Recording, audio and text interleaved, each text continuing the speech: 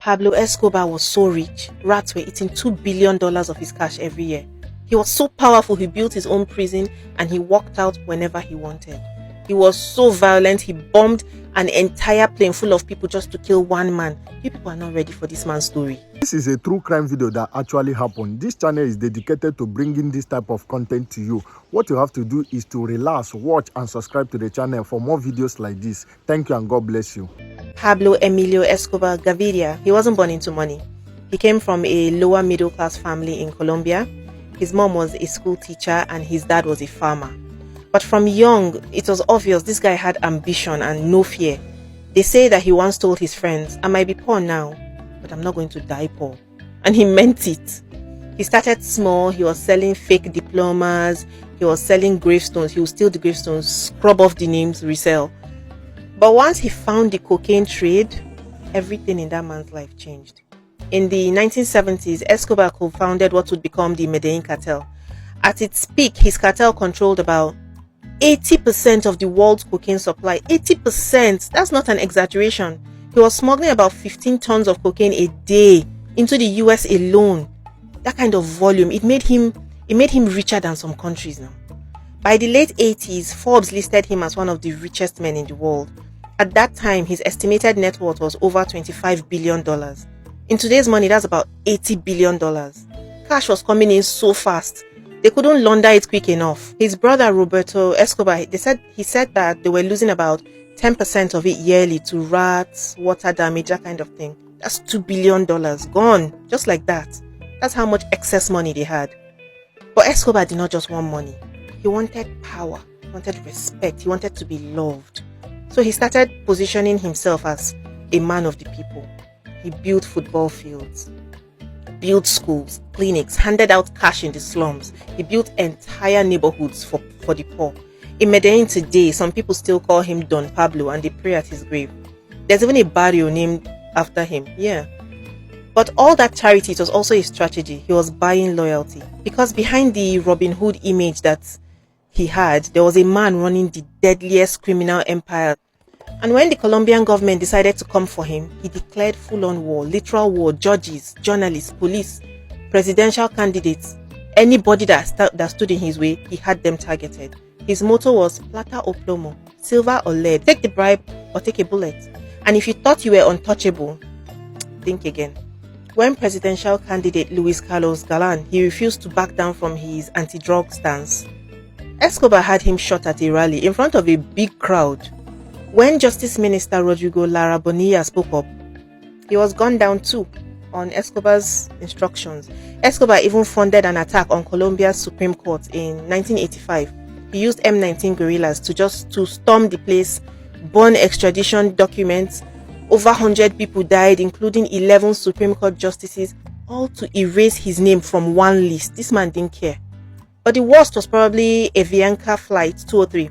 In 1989, Escobar got intel that another presidential candidate, Cesar Gaviria, he was flying on that commercial plane. So he planted a bomb. The plane exploded mid-air, killed 107 people. Gaviria was not even on the flight.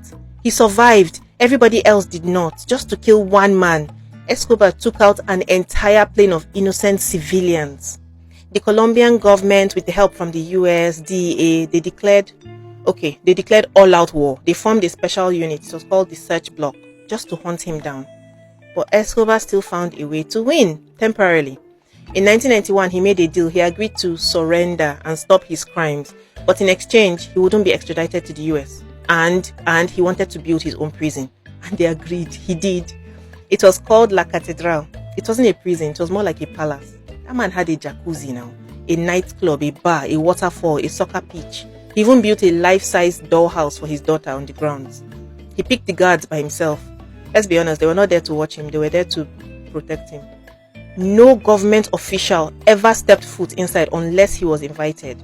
From that prison, he kept running his empire as if nothing had changed, until he messed up. Two of his top men, they went missing after a money dispute. Now the rumor was that he had them tortured and killed inside on the grounds of La Catedral. That was the final straw. In 1992, the government moved to transfer him to a real jail, but Escobar had already planned his exit.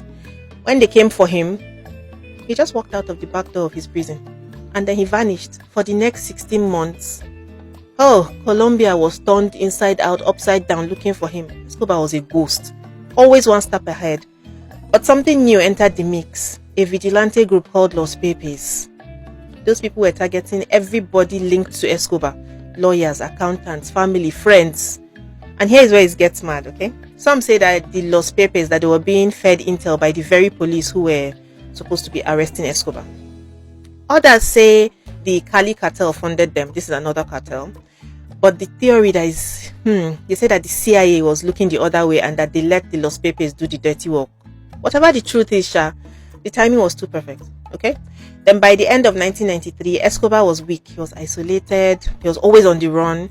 And on 2nd of December, just one day after his 44th birthday, he made a phone call to his son. That call was traced. Police stormed the house in the middle of Medellín. Escobar tried to escape across the rooftop with one bodyguard. There was exchange of gunfire and Escobar was shot and killed. Officially, the police took the credit for his killing, but his family insists that he shot himself through the ear, just like he always said that he would do. You can decide what you want to believe. Over 25,000 people came to his funeral. Some mourned, cried. Others just came to confirm and make sure that this man was dead. And while the Medellín Cartel died with him, Escobar's name did not disappear. His story only got louder even after his death. He's on t-shirts, he's in TV shows, in rap lyrics. His house is now a tourist stop. His hippos, yep. He smuggled 4 hippos into his zoo. Now they have multiplied. There is over 100 of them roaming wild in Colombia, causing ecological problems and chaos. The government is still trying to fix this hippo problem. Pablo Escobar is gone, but the chaos that he left behind is still alive in the rivers, in the headlines, in the myths, in the madness. That's Pablo Escobar. Thank you so much for watching this video. If you enjoy stories like this, please follow me. I tell these stories all the time. I hope you liked the video. What do you owe us? Just your like, your comment and your share. And do wait to subscribe to this channel for more videos like this, because I will be bringing this type of video back to back for you so that you will learn and know what have happened before